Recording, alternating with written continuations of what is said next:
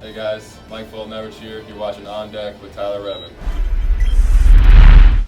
Welcome into On Deck. I'm Tyler Redmond. As always, make sure to like this video, subscribe to this channel, and hit the bell for notifications so you can stay updated with everything going on in Braves country. A lot to talk about after the recap, but first we got to get you through the recap.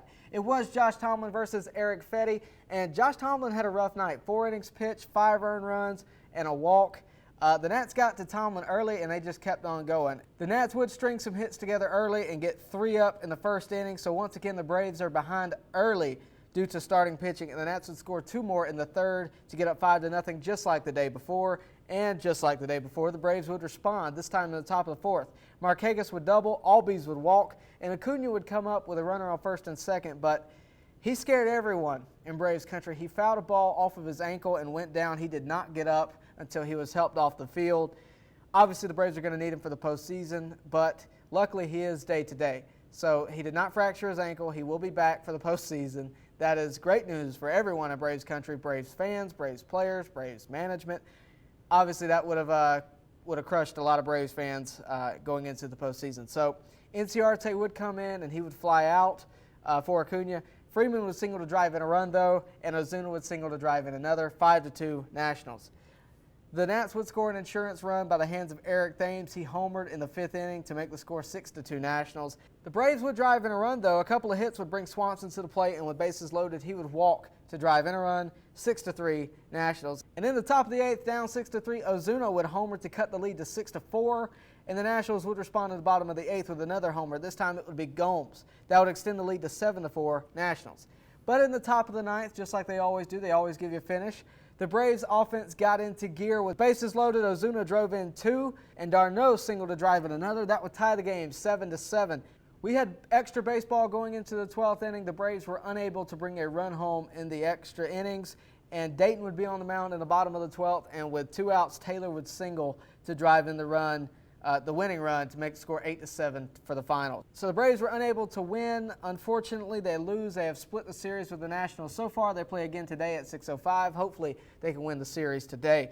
In other news, Acuña did avoid a fracture to his ankle. He is now day-to-day. This is great news for Braves fans. We mentioned it earlier. The Braves are really going to need him headed into the postseason. The offense has been really good, but without Ronald Acuna, it would look very different. So that is obviously great news. Hopefully, he'll be back sooner rather than later. We wish him the best.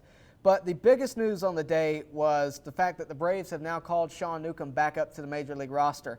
And the corresponding move was to designate Robbie Erlin for assignment. So to me, this is just one of the many moves to be made. Whether or not he goes to the bullpen or the starting rotation doesn't matter to me. He could be long relief or he could be a starter.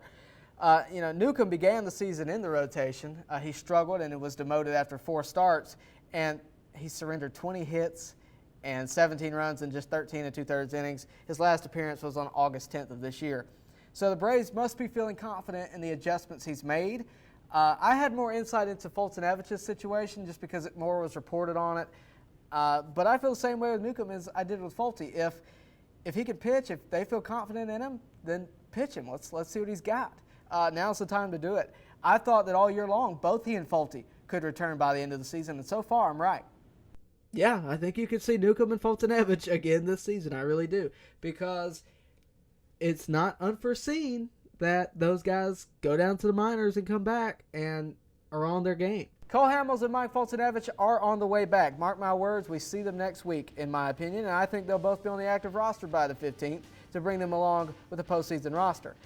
We've seen Cole Hamels. He looks fluid, and if he can eat innings without giving up 3 runs and bring him up, it's time to let him show what he's got.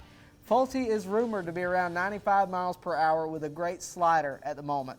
And if that's the case, then let's go. Let's bring him up. Let's see what he's got. And I think Braves country has warmed up to that as of late, based on the comments I've gotten lately and what I've seen on Twitter.